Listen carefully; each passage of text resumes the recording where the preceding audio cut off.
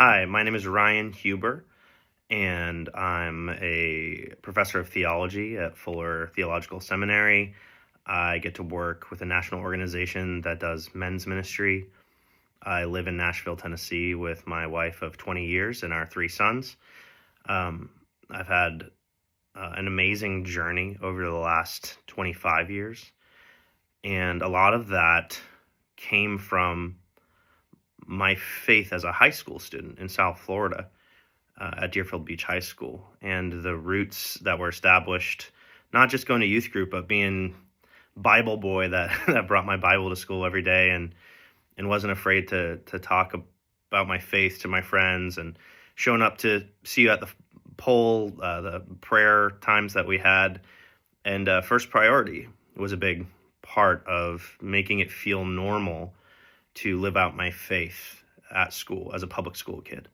Not going to a Christian school or a private school, being able to be honest about what I believed and share my faith with my friends. And one story in particular was there was a girl who was a good friend of mine. Her name was Kelly, and First Priority made it a little bit easier for me to share my faith with people like Kelly.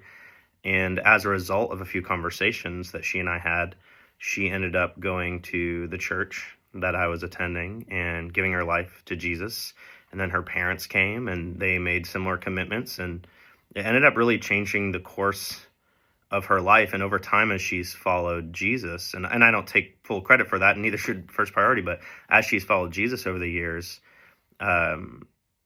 people close to her have come to faith. She's done amazingly loving acts of kindness for friends and family, but also she became a lawyer who works on behalf of people who don't have any place to live in places like Los Angeles and San Francisco. And she's got a big heart for people, and it all stems from her love of Jesus. And I got to be a small part of that in high school many years ago. And First Priority was a part of that journey. So I'm in my 40s now. I'm a parent. Kelly's in her 40s. She's a parent. We're professionals in the world, but really it all comes back to who are you when you're 16, 18 years old. And for me, I'm still in a corner of my heart, a First Priority kid, a kid that was in public school, that wanted to live out my faith and share my faith with my friends.